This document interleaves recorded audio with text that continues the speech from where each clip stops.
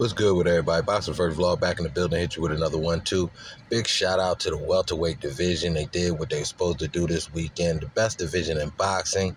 And first up, we like to talk to you about Benn and his dispatching of Verhaedem.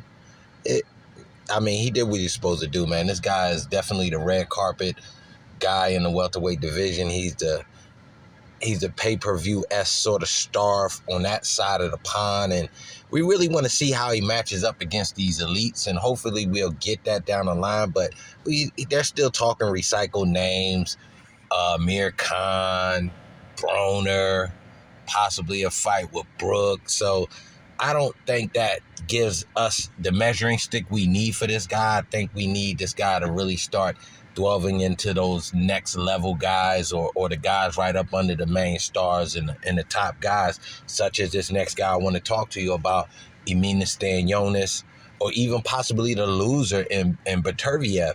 These are guys that'll really tell us where Benn is in the game. He's a solid fighter, but I don't know if he's been tested. And a guy like Stanionis, or even a loser in this particular matchup, Razat Batayev, these guys are test Benn. These guys will give us a better view of where we think Benn can be. Can he be welterweight champion of the world, undisputed, things like that? And with these guys both being in that WBA association highly ranked, Benn the continental champion, I believe, and right now the WBA just awarded Stanionis, after winning this bout, the regular title. So these guys match up just on paper based on the association with the WBA, and I think that'll make an excellent fight. And again, I spoke on it being a measuring stick for Benn.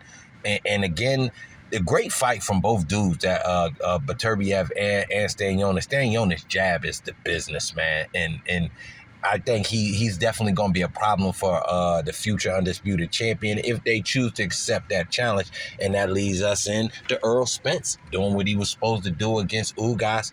Ugas showed a lot of heart, but I got to be honest, man, he looked like a punching bag out there, bro. I expected a bit more boxing from him, to try to use his range. This was a toe-to-toe fight.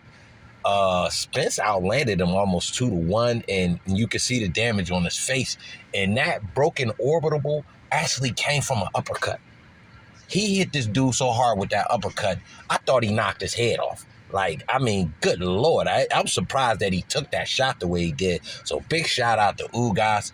He got his opportunity, did the best he could, but Spence is the truth, as he's nicknamed. He's the business. And the only thing left is undisputed. And they talking as if it's going to not be a problem. We got a guy in Mayweather talking about he would like to sign Crawford, possibly making that fight a little easier based on his connection with PBC. So, hopefully we can get that by the end of the year. It could be a Christmas present maybe, or a holiday present. You know how they had them big fights around the holidays, and maybe we can get that before the year is out. That the way Crawford was talking on Twitter, he sounds like he's definitely looking forward to this bout before the year is out. I don't think he could do an interim sort of fight. They need to definitely work on this, get that paperwork ironed out, and let's see who's the best. Now, when it comes to what's after that, making the welterweight division still the best division in boxing, it's so much more in the division after that. We got Boots again. We got Stanionis. We still got cats like Thurman on the outside looking in. We still got Danny Garcia hanging around. So there's still possibilities for major fights in the welterweight division, and I just wanted to give you my outlook on it and my take on it. And again, big shout out to all the winners, and hopefully we can keep these big fights rolling and keep us fighting fans happy, man.